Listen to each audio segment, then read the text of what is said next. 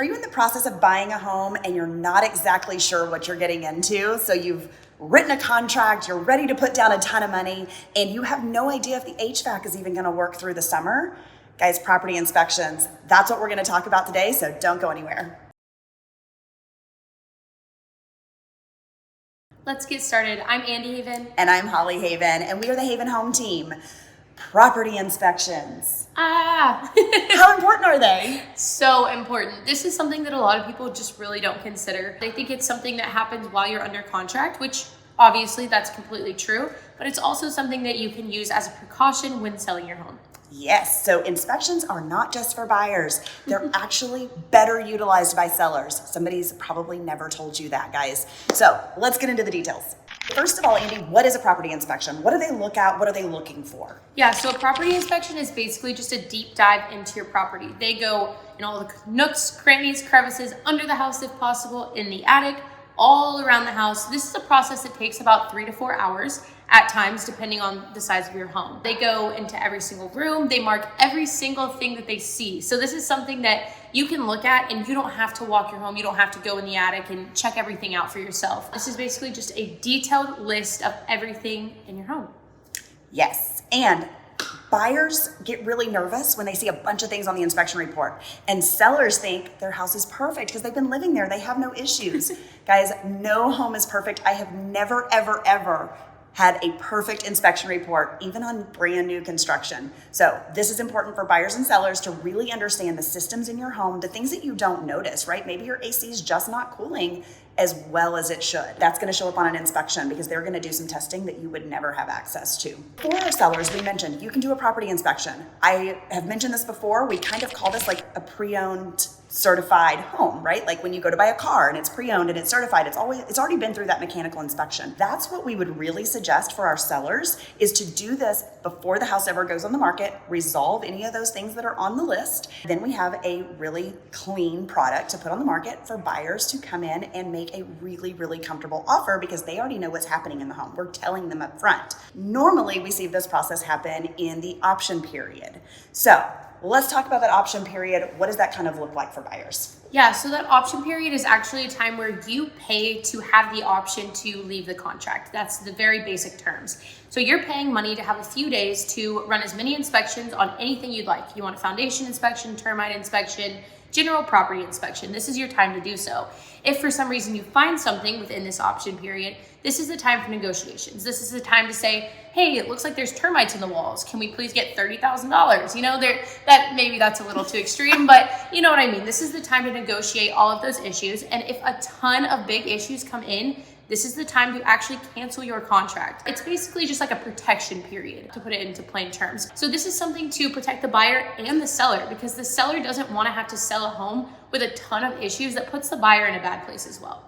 Yes, and the buyer, when they see a bunch of little things, they just get nervous and they immediately want money off. So we want to get through that process. We want a win-win situation, and there's a lot of ways to go about it. As real estate agents, guys, there's things that we cannot guide you on what you should fix or not fix. But what we can say is the things that are going to be really, really important to buyers are large systems. Yeah. So let's talk about some of those large systems, big functions, big parts of the house that are really the concern. Yeah, so what I hear the most is water heater, HVAC, foundation. If there's any major flooring issues, even if it has nothing to do with foundation, if there are peaks in your flooring, buyers are gonna see that as a huge concern, even if there's no foundation issues. Cracks in corners. This is something that you should just go ahead and be filling in as needed. It's something that happens in every single home. Every home has movement. And if it's not a major foundation issue, then these cracks just need to be covered, and it's something that'll prevent buyers from freaking out when going through your home. Right. Some of those are just general cosmetics, super easy to resolve. And sometimes it's like, hey, where did that crack come from? Maybe we as the seller need to have a foundation inspection. Yeah. But we want to look at those things. Roofs are the big thing here in Texas, right? We get hailstorms very, very regularly, high wind storms. And if your roof in Texas is more than about 8 years old, it is highly, highly likely that it is time to be replaced. It's probably past time to be replaced. So those things are going to show up in the inspection report. If I'm representing the buyer and we get an inspection report back and it says that the roof has some significant damage, that is the very first thing we're asking for, because we need that to be done on the seller's insurance policy so that the buyer can remain insurable once they close on the house. So guys, there is some money out of pocket, and it's not that sellers don't want to maintain their homes. I think more often than not, it's lack of knowledge, lack of information. If you've moved here from out of state, you don't realize that we get a new roof every, I think we're like 3 to 7 years on average in North Texas. I've heard 3 to 5 as well. So it's very often, and it's something you need to consider whenever moving here. Yeah. And then the other thing to think about is if your roof is getting that much hail damage, so is all the gutters, all of the vents on the roof. Your HVAC units that are outside are taking on some damage. So some things to consider and some big things that those inspection reports are really going to highlight. Yeah, for sure. Okay, when they get into the interior of the homes, right, they're checking how fast does the bathtub drain? Does it seem to be clogged? How are all of the electrical outlets? They're looking at electrical panels. You may have an electrical outlet in your house that doesn't even work and you never knew it because you've never tried it or you haven't tried it in 10 years. So those things are going to come up on an inspection report.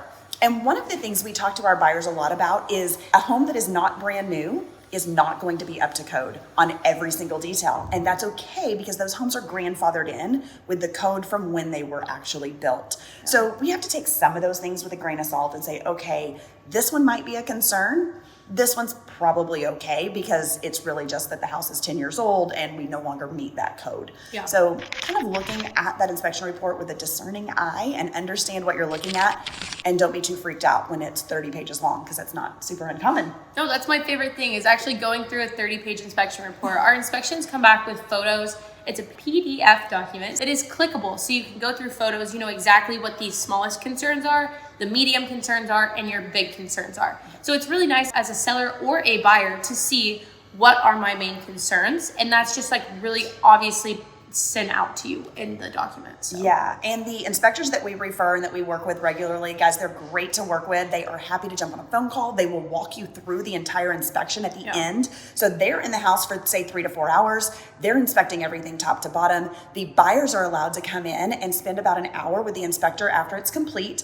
And they literally walk them through every concern of the home. And then it's also almost like a new home orientation. Here's where your clean out valves are. Here's how you turn the water off if you have an emergency, gas shut off. All of those things are highlighted. It's a great process to go through when buying a home because you get to learn a little more about it. But it's really important to know because it is part of your investment. It's really what is kind of backing your investment is the quality and maintenance of the home. Yeah, and I've had multiple buyers buy properties with a septic system, and a lot of people have never used or lived with a septic system before. So this inspection period is also really, really nice because it's a time for you to learn everything about that septic system, how to use it, and if there's any issues, because that's another main concern with buyers as well, is if the septic system is working properly. And a lot of people watching this video may think like, whoever has a septic system. I know. Anybody in Collin County that lives on at least a half an acre, almost guaranteed to have a septic system. So guys, it's a lot more than you think. And it's not scary. We also have propane gas instead of natural gas in these areas. So there's a lot of things that are going to come up in an inspection that you just might not be aware of.